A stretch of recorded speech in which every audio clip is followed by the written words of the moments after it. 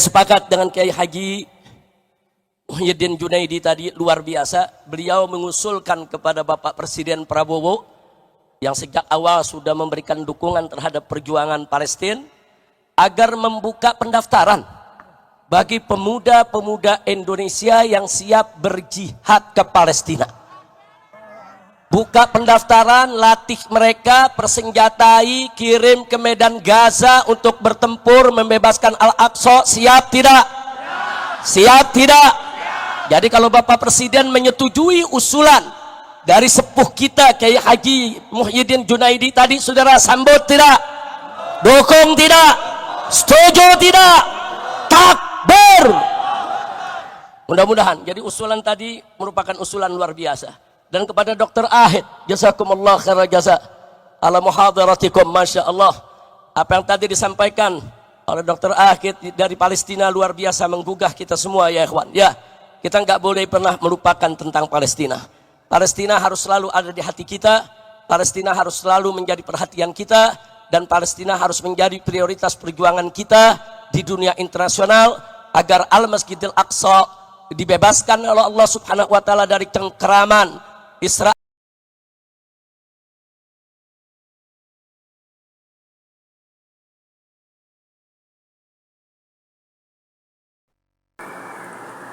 Assalamualaikum warahmatullahi wabarakatuh.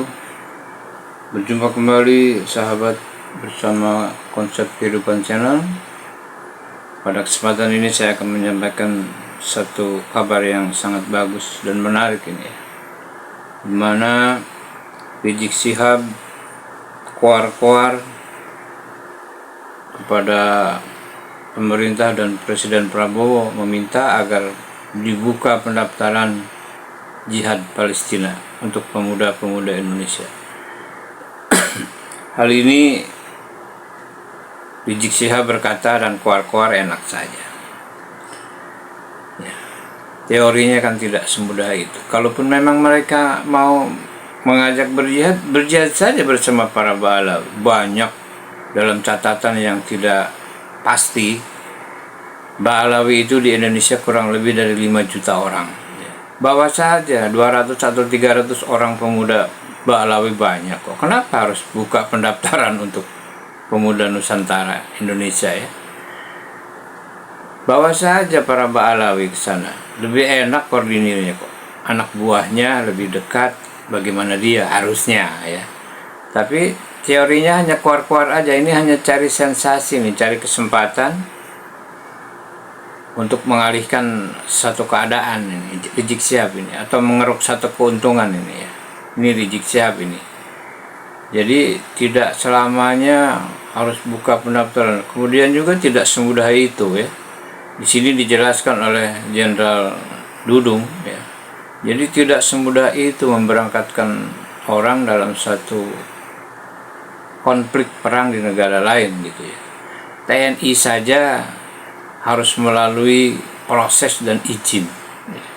Apalagi untuk sipil yang harus dilatih, dipersenjatai. Memangnya mudah mempersenjatai orang, kasih parang arit kali ya. Anak buah Rizik boleh, parang arit, golok ya boleh ya. Tapi kan kalau perang bukan itu alatnya, apalagi melawan senjata yang sudah mutakhir ya di Israel ini. Jadi hanya omon-omon dan kuar-kuar Rizik Syihab saja ini mencari satu sensasi ya, mengalihkan perhatian ini ya. Jadi pemerintah atau Presiden Prabowo juga bukan orang yang semudah itu tanpa perhitungan membuka pendaftaran jihad. Jadi disinilah kelihatan bodohnya kan, bodoh dan stupidnya Rizik Syihab yang tidak berpengalaman, hanya bisa kuar-kuar saja ini, kuar-kuar tanpa perhitungan dan tanpa ada pemikiran yang pasti ini. Apa itu? Bagaimana itu? Bahwa mempertaruhkan nyawa orang walaupun jihad ya. Walaupun jihad itu kan belum tentu jihadnya fisabilillah. Kalau niatnya iya ya, kalau niatnya tidak ikhlas ya. Nah itulah. Kemudian di sini dipatahkan oleh pendapatnya Jenderal Dudung dan juga beberapa orang tokoh lain ya yang ikut mengkomentari masalah kuar-kuarnya mulut Rizik Syihab ini. Sumpel saja sama lap butut padahal menurutnya ya. Jadi tidak usah banyak kuar-kuar, tinggal tulis nama Ba'alawi yang banyak di Indonesia, bawa ke sana, nggak ada masalah ya. Kalau ditanya nanti oleh pemerintah, ini warga-warga gua, anak buah gua, kata Rizik, gua mau bawa kemanapun boleh, kan gitu. Tapi kalau warga Indonesia kan harus melalui proses administrasi yang benar sesuai aturan pemerintah, ya kan? Jadi susah, sulit. Jadi lebih mudah bawa para Ba'alawi ya. Biarkan pemuda Indonesia disiapkan untuk melawan para Ba'alawi di Indonesia yang sedang menjajah Indonesia. Kan Ba'alawi Indonesia sedang menjajah. Jadi biarkan pemuda Indonesia, PWILS, apa itu GP Ansor, ya, untuk berjuang melawan penindasan yang dilakukan oleh para Ba'alawi ini. Berjuang melawan ya imperialisme yang dilakukan oleh Ba'alawi ini. Nah, kan demikian sifatnya ya. Jadi tidak semudah itu ya. Silakan Ba'alawi membawa atau Rizik Syihab membawa para Ba'alawi ke Palestina, dan di Indonesia pemuda GP Ansor, PWLS dipersiapkan untuk melawan penjajah yang ada di Indonesia, yang bercokol di Indonesia sudah lebih kurang dari 200 tahun ini. Para Ba'alawi ya. Untuk itu siap kita harus lawan ini ya. Yang mulai beraksi dari tahun 1928 ini ya. Ini yang harus dilawan dan harus diperangi oleh bangsa pribumi karena tertindas dan tertekan, bahkan direndahkan oleh para Ba'alawi. Baik sahabat, yuk kita simak bagaimana pendapat para tokoh, bagaimana pendapat Jenderal Dudung untuk menyikapi masalah ini, sekaligus mematahkan keinginan Rizik Syihab dalam membawa atau membuka pendaftaran yang kuar-kuar meminta kepada pemerintah untuk membuka jihad sabilillah pendaftaran katanya ya. Oke, yuk kita simak, semoga bermanfaat. Saya sepakat dengan Kiai Haji Muhyiddin Junaidi tadi, luar biasa. Beliau mengusulkan kepada Bapak Presiden Prabowo yang sejak awal sudah memberikan dukungan terhadap perjuangan Palestina agar membuka pendaftaran bagi pemuda-pemuda Indonesia yang siap berjihad ke Palestina. Buka pendaftaran, latih mereka, persenjatai, kirim ke medan Gaza untuk bertempur membebaskan Al-Aqsa. Siap tidak? Siap tidak? Jadi kalau Bapak Presiden menyetujui usulan dari sepuh kita Kiai Haji Muhyiddin Junaidi tadi, saudara sambut tidak? Dukung tidak? Setuju tidak? Takbir! Mudah-mudahan. Jadi usulan tadi merupakan usulan luar biasa.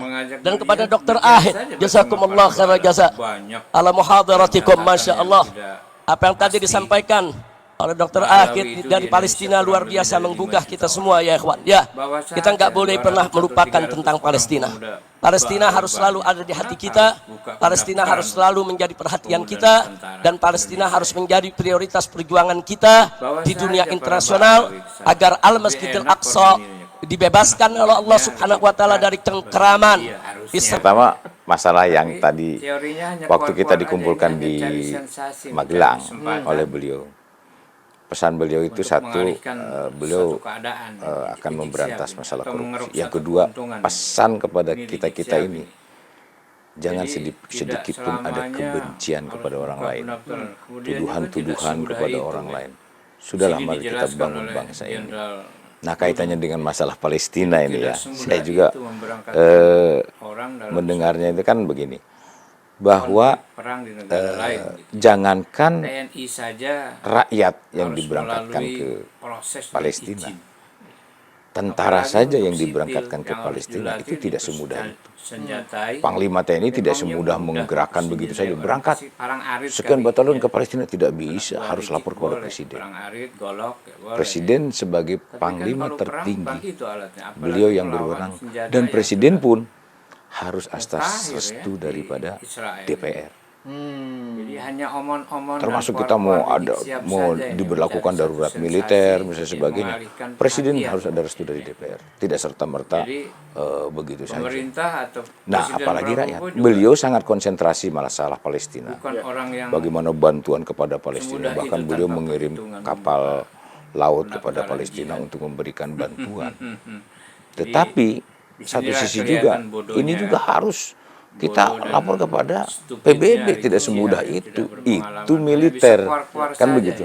Nah, bagaimana kalau kita akan mengirim rakyat? Tidak semudah itu, ya itu tidak semudah dan dia siapa gitu loh, kan begitu kan? Jadi semuanya itu diatur ya, diatur oleh undang-undang, ya diatur oleh ketentuan, ya peraturan yang berlaku. Tidak serta merta asal bicara saja. Itu hanya retorika aja gitu kalau. Ya, betul. Dan kalau komitmen soal terhadap Palestina dan Gaza kan Pak Prabowo sudah wah, luar biasa Pak, sampai mahasiswa dari Palestina pun diundang ke sini, kemudian diberikan fasilitas-fasilitas, pendidikan dan sebagainya. Beliau sangat konsen sekali, tidak hanya berupa fisik, tetapi bahasa diplomatik pun di luar sana beliau sangat perhatian masalah Palestina. Ya memang yang kita analisa saat ini, yang kita berikan masukan bahwa masalah ideologi yang sekarang ini sedang berkembang, saya pikir tidak terlalu mengkhawatirkan ya masalah ideologi, walaupun saat ini sudah mulai muncul informasi-informasi, namun tidak terlalu mengkhawatirkan. Begitu juga masalah sosial budaya, ya.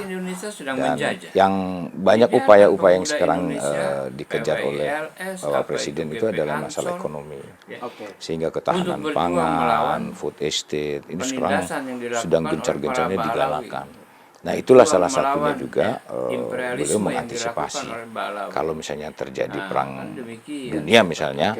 Nah, kita juga udah siap ya secara ekonomi, artinya kita kemandirian itu betul-betul kita jaga sehingga kita tidak tergantung kepada orang lain seperti itu.